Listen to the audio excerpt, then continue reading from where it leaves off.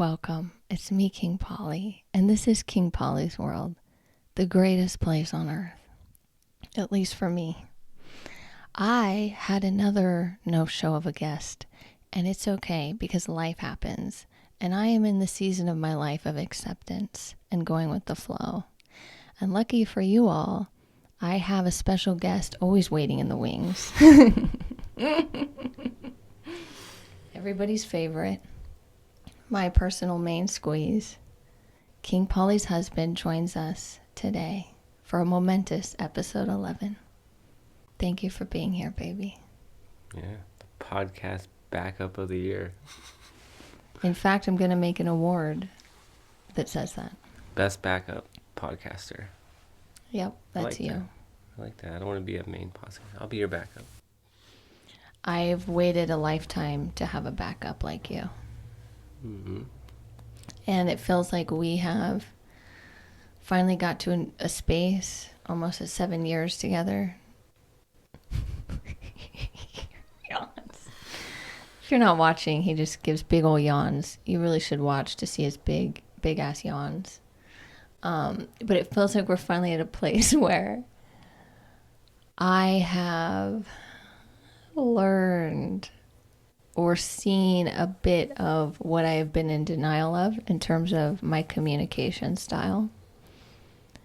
And our communication style in a relationship, which brings us to today's exciting, fulfilling, enlightening topic of communication.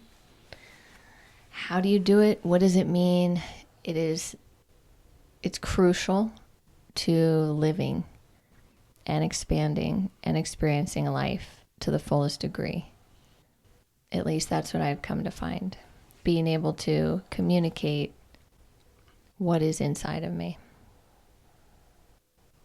What? Can I have a pen and paper in case you're in mid-talking? I have an idea and I want to write down.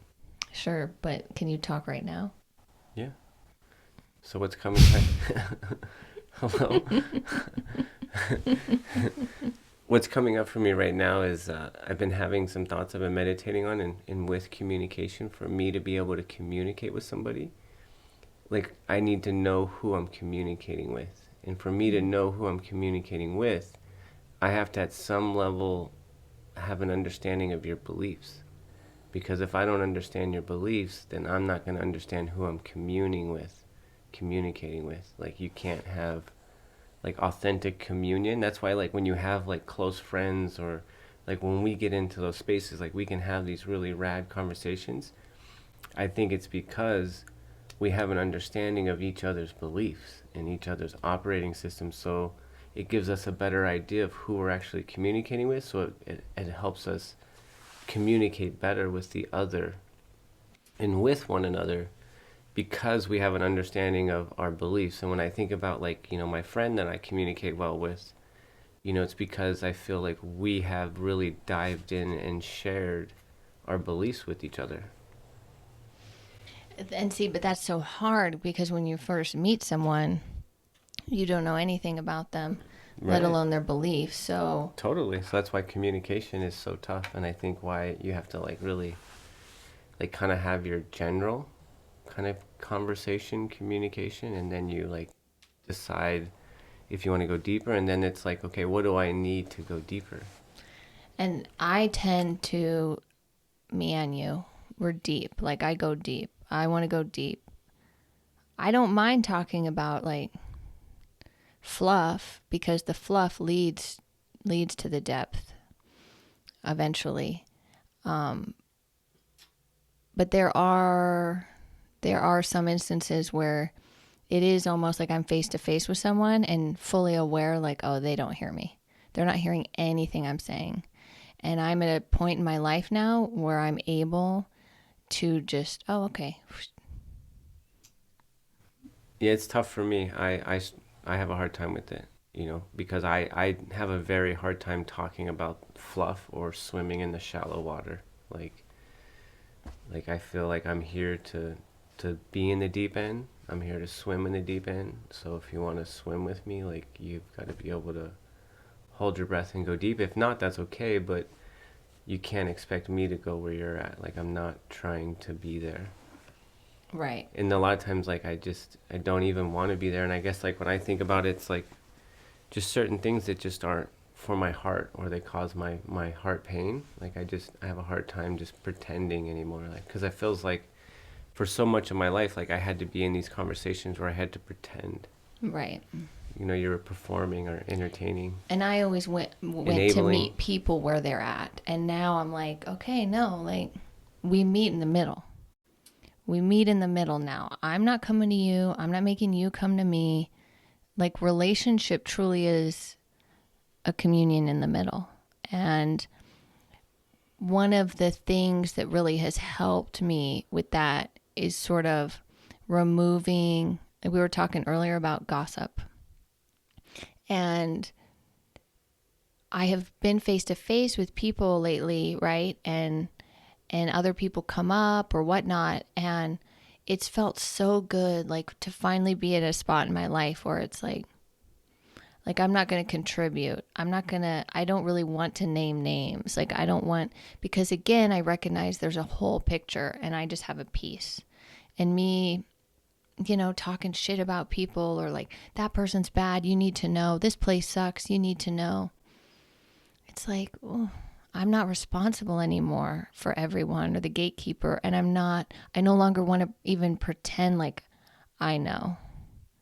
But it is very seductive, right? Gossip is very seductive because it used to be what brought me close to people. And like, growing up, that was like, I didn't realize it, but that was all not all, but that was what, like, my family did. You got the good dirt, you hear what's going on, like, share, come on, let's talk.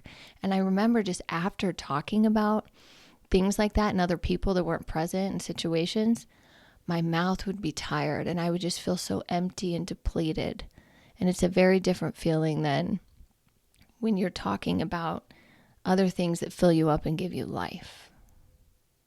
I feel like what's coming up for me when you're sharing all of this is the distinctive when I'm talking with, like, an adult that's in the mind, or a child. And why I love kind of, I think, being around 10-year-olds, and why, like, I feel like 5 to like 10 is just like this really cool age where you're able to speak to, like, the mini version of, like, it's just like this being, but they're open, right? And it's not like, for me, this element of not so much meeting in the middle, which is what it is. It's just a way to say it. So I'm just going to use a different way to say it, is the same thing as, like, I just need to be, for me to have communication with someone, I need to know that you're willing to see it differently than just one way. Because it's like, if you're only going to see it one way, this is not a conversation and we're not communicating. You want me to see it your way. You're trying to possess and control and take over. You're not willing to allow something else to be here.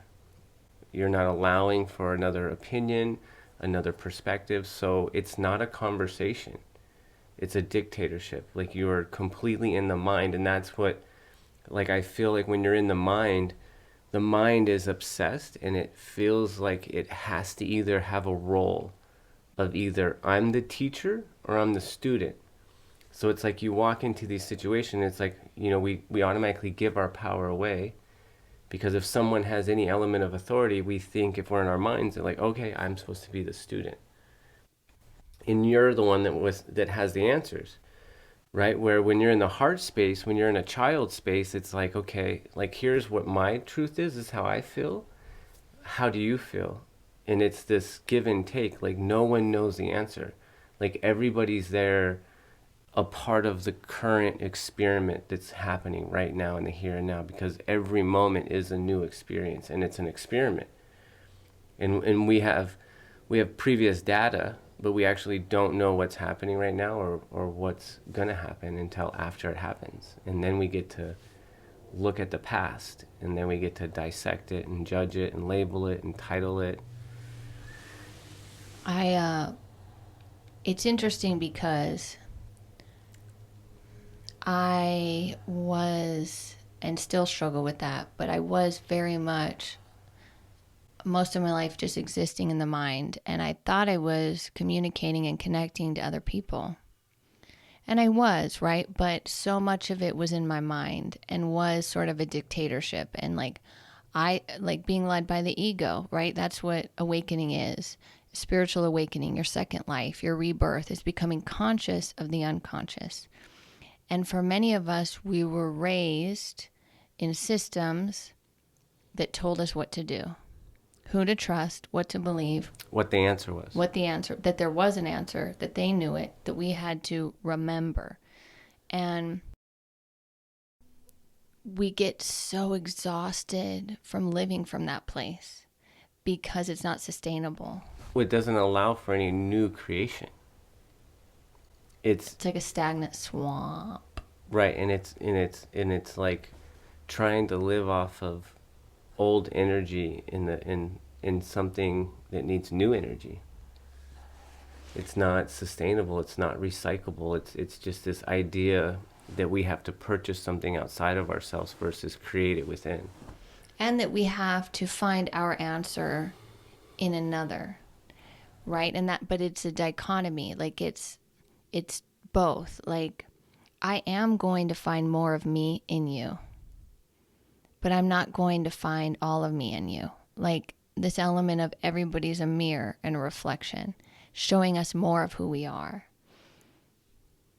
Yes. You know what I mean? I do. I followed all that. That was good. Thank you. And how I feel like for a lot of us, trauma, and when I say trauma, like every human being alive has trauma. The human experience is one of sort of growing out of trauma. Just like a seed has to break open as a child has to be born, right? Like it just is what it is. I felt like I was watching something on Instagram, and like it was an interview with like Kevin Hart, and he was saying something, and he really broke it down, and it just felt like truth for me is like this element of trauma is like you're actually living in the past. Like you're stuck in this past moment, and it just hit me right between the eyes, and it was like, oh my gosh. And even just a few minutes ago when we were setting up to do this podcast, Luna was coming up here to try to get on my lap, and she was scared to come in because like last week she had this incident where she tried to jump up and she hit the desk. And so I could almost just sense like she wanted to come up, but she was reliving that past experience of hitting her head, which is how we kind of learn and evolve and grow, and we don't continue to make the same mistakes. So it has purpose, it has value. Mm-hmm. It's not like nothing's good or bad, nothing is to be judged. It's like it's just this element of like fully processing and coming to peace and coming to terms and finding harmony with the experience that you had, whether it created you joy or pain, right? This element of I've recognized, and I just, Will Smith said something the other day on Instagram that I was like, wow, that was really good. And he said, like pleasure is the most mentally draining energy. And just this element of just, we just seek these things, and just like peace, like when you have peace, like that is really the treasure, is to be able to like just sit still and be okay with yourself and not need to go anywhere, to not need to be anything other than what you are, to not have to feel responsible for others. And it's a practice. Like it takes practice. Like when I first started coming to like meditation or Buddhism and all this talk about non-attachment and emptying yourself, and I remember just being like, that would be so boring. Like what would the point of anything be? And little by little, right? Just little by little, you step and the way appears. And it's like, oh, that's what it is. Like non-attachment to, if my guest doesn't show up, instead of before, my mind would want to create all these stories of why am I doing this? Or who knows, versus just like this, almost acceptance. Like this mind like feels like, like you have to write down this person's name. I have to make a story about this now. Yeah, and then like you got to write down like everything that this person didn't do or did do, and everything that you all this like scorecard, like a report card, and then it's like this file cabinet and file it under their name. Like, I don't want to ever forget that about them. It's like, wow, like that's a lot of energy. And even just like, you gauge it on yourself, like, this is why I shouldn't have a podcast, or this is never going to work, or we go to the extreme. And a lot of that comes from like my childhood needing to like trying to control because I didn't have any control, right, growing up, and I was just this little powerless being. And so it's hard when you awaken from that to be like, and take your power back of, oh, that's where my power exists. It exists in how I react to this moment. And if I meet it with my mind and ego, or if I meet it with my heart. And taking the time, like, too, that's the other thing is I've really learned, and from us in our relationship, is the pause and not reacting, not needing to say every thought that comes to my mind.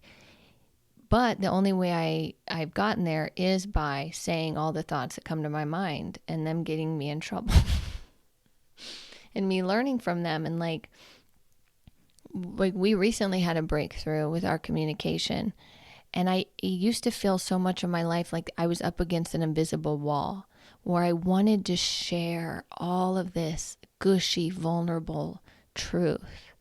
But there was this hard shell on the outside, which now I kind of liken it to my ego or my mind. These things that were in place for protection, quote unquote, right?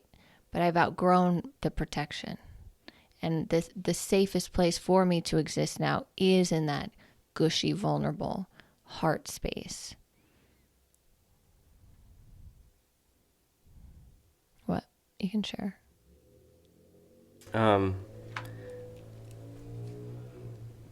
Yeah, just going with your flow and everything you said. What was coming up for me was the conversation I was in with my friend last week, Travis, and this aspect of I said I feel like what a real healthy body is just this pipe that's just clean. Like you don't hold on to anything. And it kind of came out of him sharing with me how like he's had these really cool spots where he's been able to show up for people and to just be fully present. Like he's like, our relationship is one of them, to where like we can come together and we can sit down and we can share this stuff and we can cry together, we can laugh together, and then when we walk away, it's like it's clean. Like there's nothing that you like walked away with like holding on to anything or thinking that you were responsible for anything. It's like, I'm so grateful that happened, and I'm also so grateful that it's done. And even just kind of checking into like how it activates like all these things in my mind and my brain, which it's almost like a high. Like I even kind of feel it a little bit just in this conversation with you a minute ago, and just like, and I had to go to like my box breath. Like that's been really helpful, just like different breath exercises. And the box breath is a breath where you do an inhale for 4 seconds, hold it for 4 seconds, exhale for 4 seconds, hold it for 4 seconds, and that's your box. And so it's an equal inhale, hold, exhale, hold. And it creates this box, and it like forces me to have to kind of slow down and get present and get back into my body, because I can literally like be in my mind, and you're literally living an experience that it isn't happening right here. Like you can literally like check out of the present moment, like disassociate, I guess. Right. And it's interesting because we're literally like programmed to disassociate. And when I think about school, like that was just, the minute my work was done and whatever, it was just like, okay, yes. I would look forward to that time where I could literally, like my eyes would glaze over and I would just be in my imagination, and I would be somewhere far away. Or when uncomfortable conversations would come up or uncomfortable things would come up, it was like, it's a survival skill, like just whoosh, like you see it with animals. And that's like functioning out of the lower part of our brain. And I think about the holistic psychologist as somebody who's helped both of us a lot. She's on Instagram and YouTube. Oh, and she's really helped me too with like communication. Having that icky feeling after a conversation so often was me oversharing and over explaining and having to defend. And I didn't know that I don't have to do those things because I had to do those things for so long growing up, and just to be heard and to get my point across and to try to get anybody to see my way. I had to do those things. And I remember I would just feel so depleted and empty after those conversations, and still not heard and still not seen. And eventually, I got to a space of, like that's like separating the weeds from the wheat, in every way, and with relationships. And now I really am conscious of who I'm around, and if I can, be myself. Because that's like my number one goal now. Like my number one is I just want to stay in my heart, stay connected no matter who's in front of me. I don't want to immediately go to my default setting of, yes, oh, yes, oh, yeah, which still pops up. Yeah, we have our mask that we wear to protect us from certain energies and people, archetypes, triggers. Denial is a survival skill, for sure. And I even just think about like with our relationship, and anytime we'd have a fight or an argument, and how often I would see my how I contributed, but it was almost like my ego or mind wouldn't let me admit to it till the very last possible moment. I know that sometimes when I get really frustrated, like me, now that I know more about you because we have communicated, I can identify and I feel energies from your past, and I feel energies from people that you've shared and the pain that they've caused from the past. And it's like, that's what we're up against right now. And it's that trauma, that memory. And it's like, I have to remind you, like, hey, like I'm not that person. Like, I know that, like, I'm not agreeing with you, but that doesn't mean that I don't hear you. That doesn't mean I'm not willing to compromise. That doesn't mean, like, it just means that I don't agree with you. I have something different. And that doesn't mean that because I have something different that I'm not willing to consider you, that I'm not willing to adjust or be open to you, which is what I think we both came out of. And you've really always helped me with that and been so good at that, of in those times of disconnect, laying it out and saying, that, like, hey, I'm not trying to say that I know or I'm right and you're wrong. And that just was huge for me, because that's what I thought all fights was you want to end up being the one who's right, even if you're not. Yeah, I like that. I don't know where I came from, but this element of, like, when there's two people involved in anything, now there's not 100% of the truth. There's now 200% of the truth. What's my 100%? What's your 100%? Like, there is no 100% of the truth. It literally just doubled. There's literally two truths now.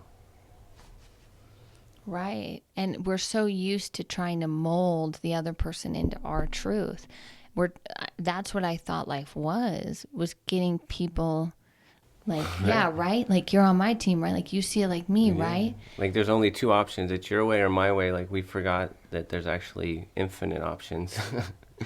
And at the very least, there's three, right? There's not your way, my way. There's, your way, my way, or the highway. And then there's our way. And then there's no way. Infinite aspects of where we could all go with that recipe, whether or not we're willing to give or take along the way. Beautiful, baby. Beautiful. That's one of the things, too, me recognizing as I enter new business relationships, and as King Pollys World grows and our vision becomes reality and crystallizes, recognizing it's up to me to voice my truth, and in a dictatorship way, where there's room for everyone. Because growing up, it was really far on one extreme of I'm the boss of applesauce, I'm the president, I'm the director. I mean, now that's even one of the things you'll say to me, when I get in that headspace of, look, you're not the director here. And so being able to then, okay, well, when I am the director, how can I articulate what I'm trying to say with love instead of fear, and just get real tight and like revert back to my default setting of and apologize later. When you said that, one thing that's come up is like I feel like I've been gifted with lately. One of the things that's happened is like if there's any element of like complaining, or like when you, I feel like, project a complaint onto me, I'll instantly just say God's plan. Like, this isn't my plan. Like, this isn't me. Like, in that, like, that I don't have to take responsibility for what's happening right now. Like, I can take responsibility for my actions and what I've done, but it's like I'm not in charge here. Like, I'm a spectator just like you. And I think just reminding that and just bringing that to consciousness, that like, wow, like we really are just like spectators on this roller coaster, and it's like this element of not necessarily controlling, but trying to accept and enjoy. And I think that that's where like the element of trauma and unhealed trauma like can sabotage present moments, is because at some level there's something there that triggered a past thought or a past memory that's now living in this present moment of either we're gonna not get what we want, or we're gonna lose what we have. And how often too are we in communication with safe spaces? Like, that's one of the reasons I think you've helped me so much, is you've been a safe space for me. I haven't had that, but I also haven't been a safe space before, really, right? Like, I was keeping score and keeping tally and living from my mind and judgment. And so it's like, as you become, you have to be who you want to be around. I think what's so scary, and it's just part of the sacred geometry of life, is what's coming up for me, is that I have dived into being really vulnerable in places that I felt were safe, and they were to a certain extent. And it's just interesting how everything that's created by man at some level has a limit, and that these spaces, like, because I wanted to continue to grow and grow, or dig and dig, it's like these spaces that were outside of my internal truth with my personal connection with my God, because that's the only space that I can really be safe and fully be myself, like that's part of, I feel like, the beauty and the challenge of the game of life, and being around other people, is like it is playing this communion game, the game of communion with another. Mm-hmm. And how funny, when I think about the word communion, I think about like growing up Catholic, getting my first communion, and it was all of this, ritual, external ritual. But I was always so desperately trying to feel it internally, and it didn't add up. I was always like, this all should feel like God, but something's missing, and that something was within me. That something is inside all of us, the missing piece that we're all so desperately seeking and looking for. As cliche as it sounds, it's inside. The treasure is inside. Other people help us to find it, but they don't hold our treasure. They don't hold our answer. They don't know anything more than we do, and that we can know. What's coming up for me right now is the experience that I was able to have with the Cosmopolitan Ballet team. And there was that year where we were just in such harmony and such flow. And like one of the magic things that I think like that I've experienced with like Vegas and some of the Vegas aspects that I feel like that makes like some of the systems that makes Vegas so cool is like we were all level, equal playing field. Like we all got paid the same. We all had the same authority. We had different positions, and because like I felt like I was kind of in the front as like kind of the point person, and I wanted no element of having the answer or being responsible for the answer. I wanted us to come up with it collectively. And it's just, hey, we just need to share and be even, be fair. And we got to this space to where like we all kind of communicated at some level what our strengths and our weaknesses were, what we liked and what we didn't like.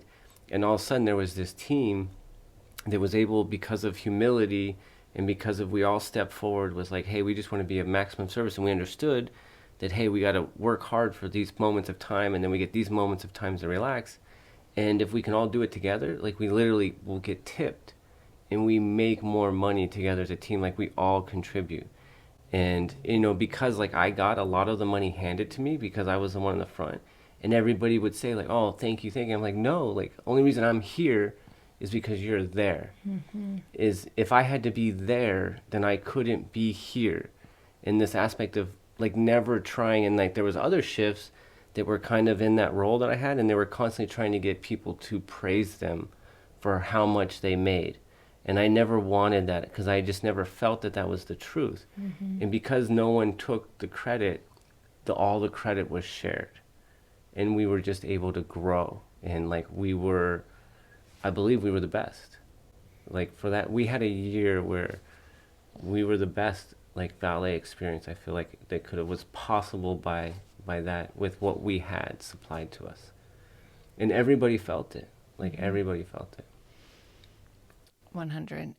What just came up for me was, I think one of the reasons it's so hard for us to communicate our needs is because so many of us don't know who we are. Like until you really know who you are and what your true needs are, how are you ever going to articulate it to another? Until then, you're just going to want to put your discomfort on another and hope they try to solve it for you. And I never realized that in our relationship, how often I was just trying to put my discomfort on you.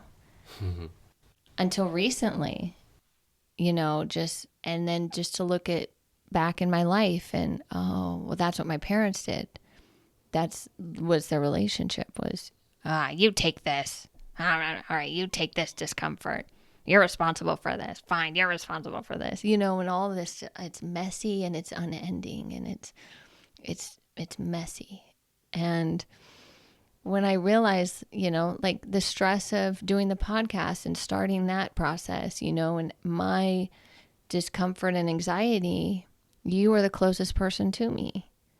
So it was just second nature to my programming for me to just give it to you and not see it.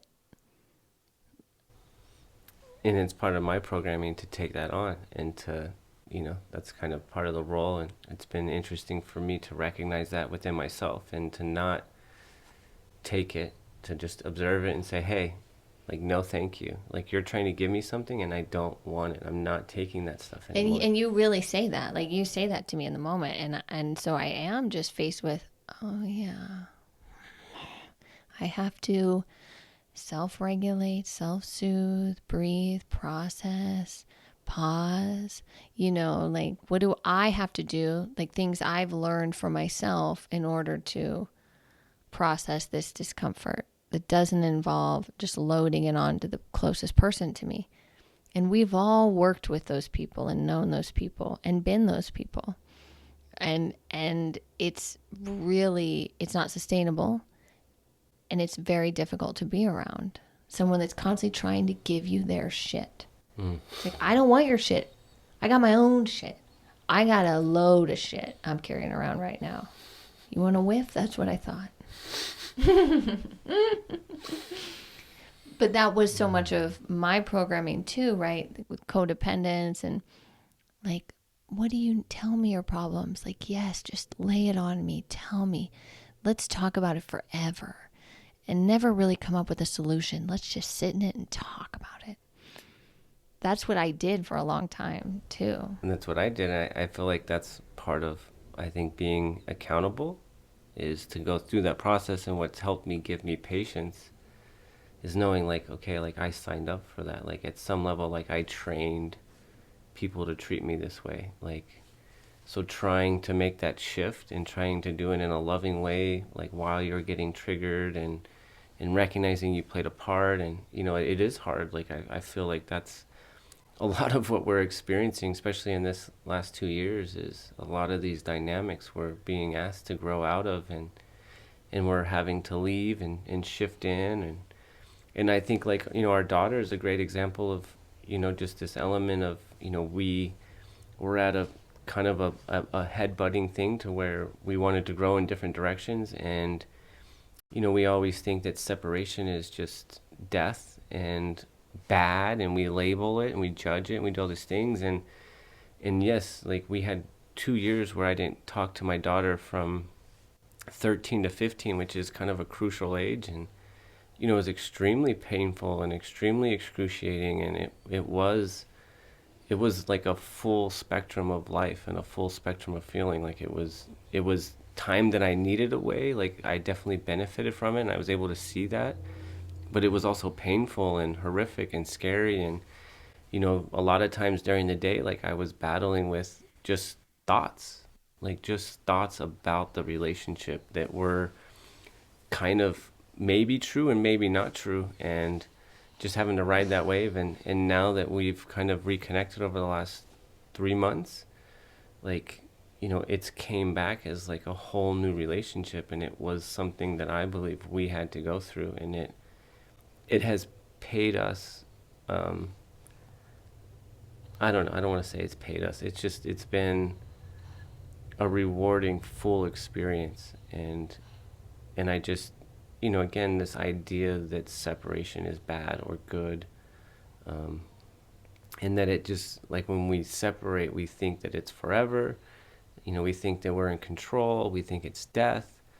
And, you know, it may be death, but it may be just death to ideas, Well, not necessarily the whole relationship. and what is death? Death is a transmutation. It's not the end. It is a stage of life.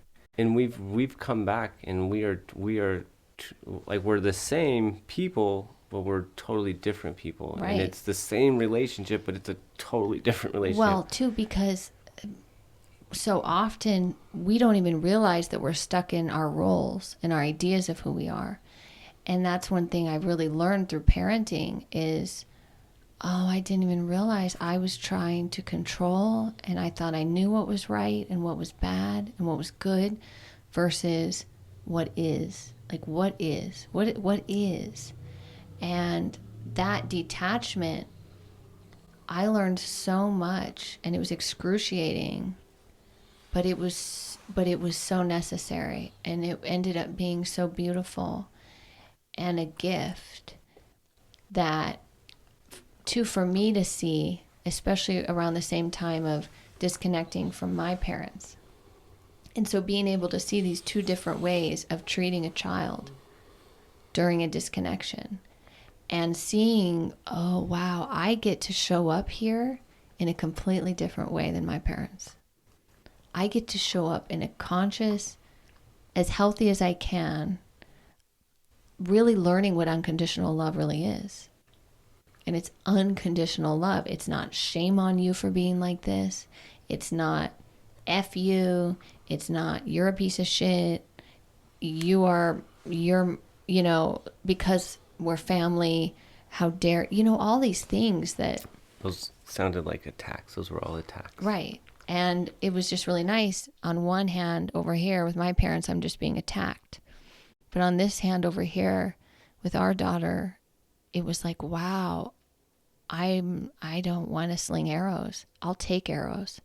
I will take them because there's something else that's here, that's real, that's love, and it really, it made us stronger in our faith too, of just this hope and like, it will be okay and it will work out. And the prodigal son returns, but only because we weren't shooting arrows. Grace, yeah, I think that we were able to have the return come back to us when it did because of grace and because we stayed, I think, defenseless. Mm-hmm. And we really just were wanting to absorb whatever it was that was going to be the cost to have her back. Mm-hmm. Like, I don't care what the cost is. Like, I'm willing to pay it. Mm-hmm. And I'm willing to let go of, you know, and two is, help me see when I'm not seeing instead of let me tell you what it is. Like, this aspect of, like, hey, like, okay, I understand, like, I am who I am and I can't I can't really, I can adjust, but I can't eliminate myself, I think. I don't know, or I know there's parts I'm trying to, but I don't just, like, how can I show up? Like, what is here? Like, just for me, I just always kind of have been this, like, seeker of what's not being spoken about, what's not being shared, because I feel like that's always the missing piece, is trying to figure out where's the gap at, and seeking the gap, seeking, like, what is being withheld, because I know that God put us, that we're all created to connect and to be in union. So what is it that our minds have created that has put this gap in between us? And trusting, like, one of the things that's really helped me with communicating in any relationship is trusting that I will have whatever needs to be said at the moment it needs to be said. Enough with the mind clinging and rehearsing and writing lines and thinking, this is what I have to say. Well, what if they say this? Then I'll say, all these things that we see and are just ingrained in us that, oh, this is how life is. And it's like, no, it's truly just showing up empty, but full, right, of spirit and truth. And like the present moment will always deliver from your heart what needs to be said.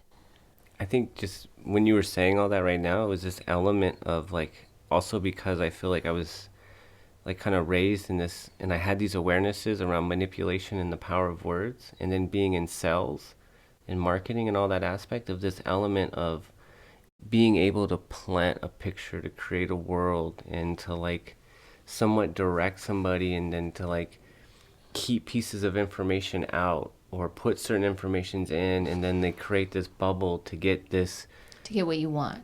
correct, to get a yes, because in sales, I'm trying to create, a teacher told me one time is, once you will have a sell is when you get the perspective to meet or exceed the perceived value.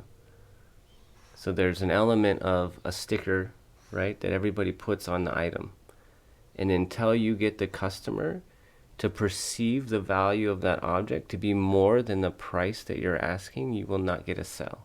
Mm-hmm. So you have to build up the price, the value of the item that you're trying to sell at the price. And if they want a better deal, it's because you haven't created the value.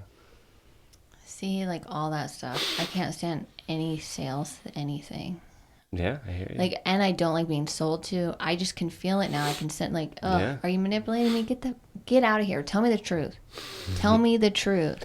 Yeah. I think that old way's done. Like, everybody is over it. Like, everybody's waking up to being lied to, and like, I feel like what's happening is there's less places to hide information. Where before, if you're a car company or a car manufacturer, like, there's all these problems going on with this model that you're selling that you just released, right? But you got to keep people selling them, right? There was elements to where, industries or, there was something wrong with car and they were able to, like, keep selling them, and no one knew that they were buying a car that had this known problem because they were able to keep the information hidden, right? Where nowadays, like, there's all these reports, there's all this information. This TikTok just got 5 million views. They know all about, everything. Everybody has a platform to share information that can be viewed by millions of people within seconds. Mm-hmm. Like, we all have a platform for information. So, again, like, it's the give and take.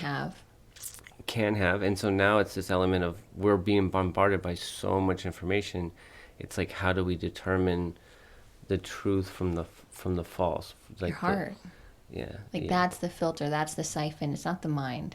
The mind Hmm. knows the past, You just get lost. but the heart knows eternity. And I've and the other thing that has been very revealing for me is the element of saying no and watching the Yes. reaction. Yes. You Like don't know that's somebody truly until you say no to them. yeah. Like, it's real.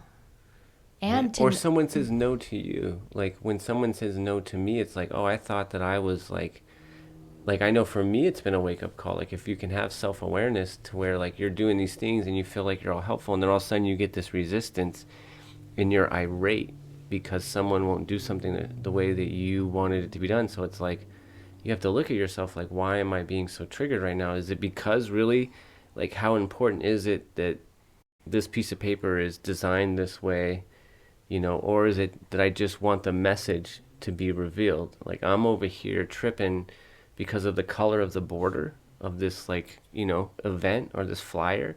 And it's like, what's really important, that we pull off this event or that the flyer gets done the way that I wanted it to get done? and how often, you know, redirections make everything better ultimately, right? Like these things that happen that seem to be wrong because they don't fall in line with our mind's idea of perfection or our mind's idea of what's best for us. We can't see the whole. We see what, like, out of the billions of people in the world, like, we see a fraction. And by being open to other people's perspectives is really, I think, how we expand. It's a dance. What's coming up for me is one of the sayings I've shared is if you can, when you teach children, or if you try to learn how to golf or you try to learn how to garden, you realize and you learn real quick you're not in charge. Like this element that there's something higher, something greater, spirit, the great spirit, the God, the mystery, the love, the unconditional The love. great architect, Yeah, the that unseen, there's something else in in the charge. scene. Like we are not in charge. We are participants, And like the sooner we spectators. unclench our jaw and drop our shoulders and open our hands and take a deep breath, and we're no longer functioning out of survival mode, out of fear, out of this old paradigm.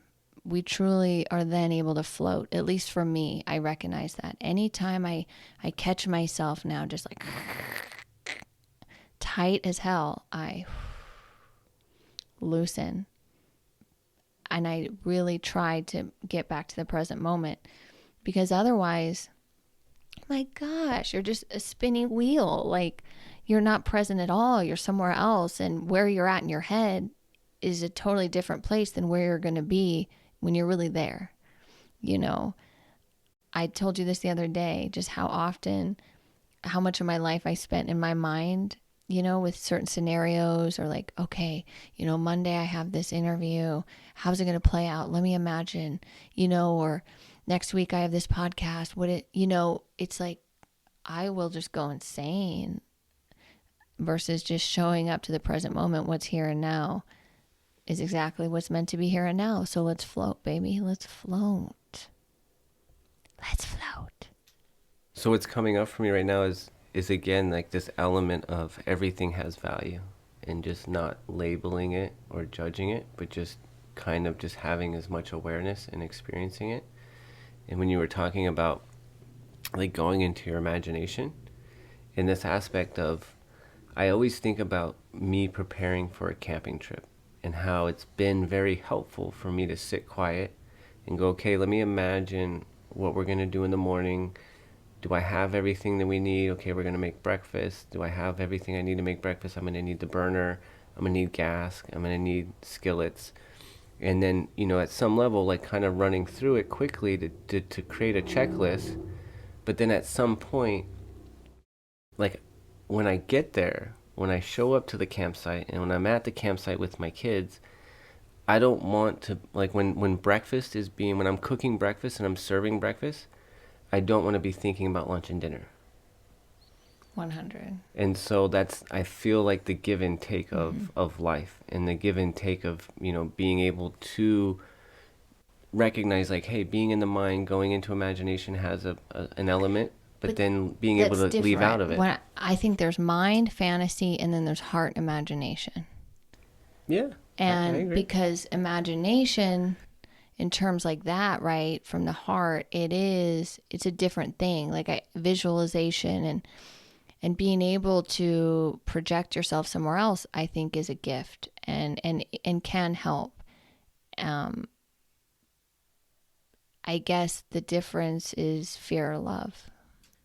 Well, and I say that because when I go into those spaces, I feel like I'm dealing with both. So, like, when I'm planning the camping trip and when I'm planning lunch and breakfast and dinner, I'm also having to, like, fight off my fears and all these thoughts that come in of, like, but what if that happens? What if this happens? And then in the present moment, I'm having to also do that, right? Like, the kids are all of a sudden like, hey, let's put a rope on the tree and let's swing from it. And it's like that does sound fun, but, like, is the tree going to be supportive? Are we doing damage? Like, is this good? Like, all these things you have to go through. Like, that's the dance. And trusting yourself in the moment and trusting God, trusting what is, trusting this moment, like trusting that your whole life has led you here and you're not a failure and you're not going to just not know what to do.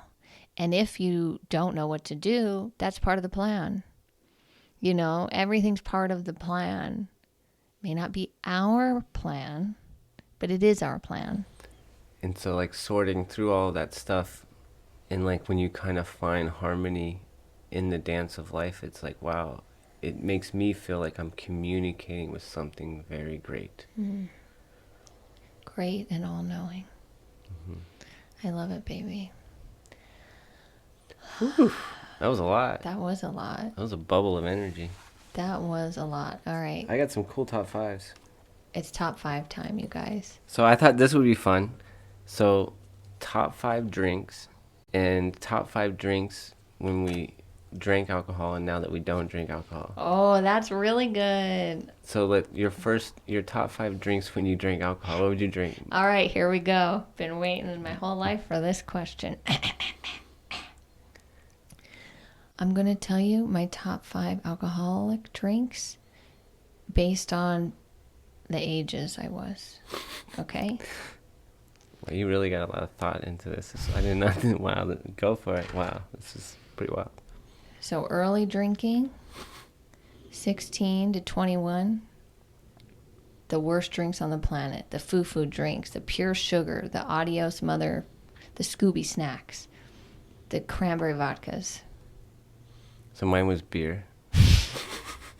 At that age. Okay. Like Bud Specific? Light, Oh. Bud Light, Coors Light. Okay. As a kid. Yeah. Just trying not to puke. Smirnoff Ice. That was... Yeah, anytime we did those yeah. things, like, it was just instant. Like, what was I thinking? But I didn't Just know. puke. I had no awareness in my body. Like, so I just wasn't aware of anything affecting me. That was like, I've thanked God, like, that was the thing that kept me from not drinking when I was younger, is that my body literally couldn't handle it. It was like I would get the spins and puke before I could actually, like, get the alcohol in my body. My body was instantly trying to reject it.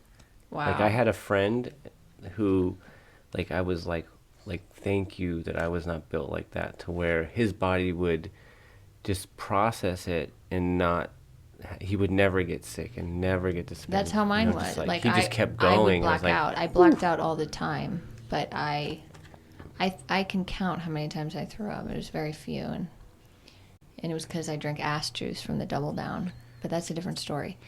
So then from... If you know, you know, Vegas peeps. Ass juice was what was left in the... ugh, What is stop. that thing called? The gutter. It's called the gutter. The drink so it was gutter. all the different, like, who knows what it was. Puked. Then I would say I transitioned into... I started to get to know just what my drink was, and I wanted the most punch with the least amount of calories, because that was important to me back then. Like, what are calories? Calories. So I got a tall Tito's and water extra lime. That was I evolved into Newcastle and then Corona, Pacifica with lime, and then Patron shots that's when it real quickly, that was the end of my drinking. Patron really put me into a new realm where I couldn't hang, and it really revealed some truth and timing. So that was the end. It's a miracle we're alive. Yeah. It's a miracle we were Grace. able to stop drinking. In Vegas. I'm so grateful. I'm so grateful. You can do it, you guys. You can do it. If you're on the fence and you're like, I don't think I could ever live without alcohol, I was you. I needed a lot of help. I needed a lot of help. It took a village. Help. It took a village. Help. Top 5 drinks now that we don't drink. Well, here we go. Definitely tea. My smoothie, tea, coffee, caramel latte with oat milk. Okay, mine are. What was that? You're bending my top 5 card. Bending your top 5. Okay, top is mushroom or dandelion tea with oat milk and raw Hammond's honey, local honey. I drink that every day. Second drink is water. Those are my 2 drinks nowadays. I don't have the urge. I was a huge soda-holic for a lot of my life. I lived on it. And yeah, that urge, that's gone. Like, it just slowly, very gradually left me. And I would say decaf, oat milk, caramel latte. Oh, yeah.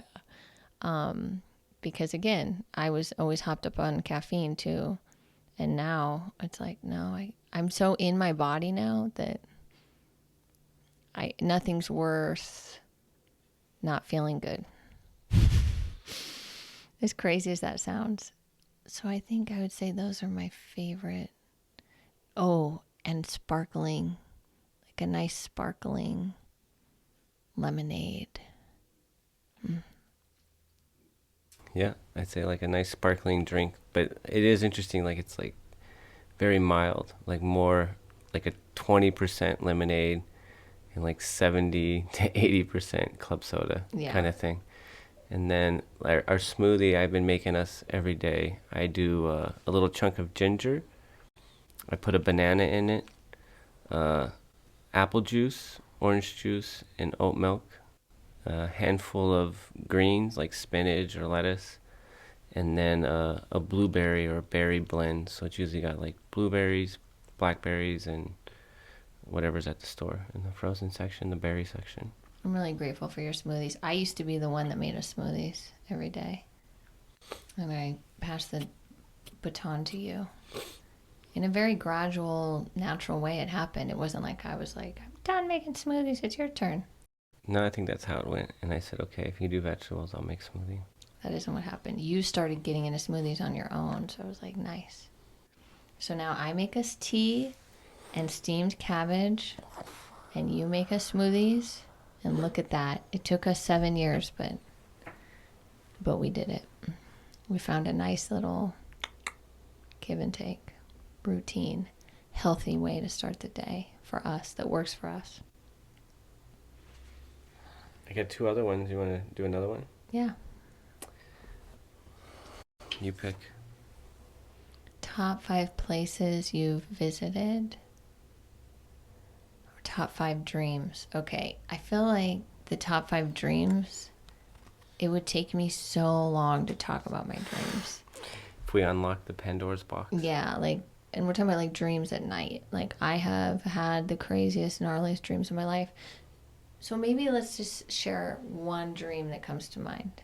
So when you say dreams, you're thinking of like... Sleeping dreams. That's why I drew a little sleeping face. Okay, so I'll sit for a second, think if I can think of Not dreams, like my dream for which I have a lot of those too. You rather do that? Go. All right. I'm going to share my sleeping dream with you guys. But it's not going to be a boring, weird thing you have to listen to. Or maybe it is. So this dream stands out for me for a lot of reasons. But I had this dream in like 2010. And it was after, it was at least a year after my friend Barb had committed suicide, which we talked about in a prior podcast. And so I was always very like excited when she would show up in my dreams because it always meant something, and I always woke up with a new revelation. And so this dream I had, it was me and her, and we had our hands extended out, and we were both looking at our hands, and our hands were over somebody's body, our friend. And we were like, almost like Reiki, kind of like just giving love, like just sending love and healing through our hands. And we were just sitting there like that, across from each other, looking at our hands, which somebody had said that's weird because apparently you don't dream about your hands, which is really interesting. And I look up at her, and this is the only thing she said, and this is the only thing she's ever said in any of my dreams. And she said, "It's all God." And I woke up from that, and I was just like, oh, it's all God. And that was really one of the first times I had had that kind of revelation in my life.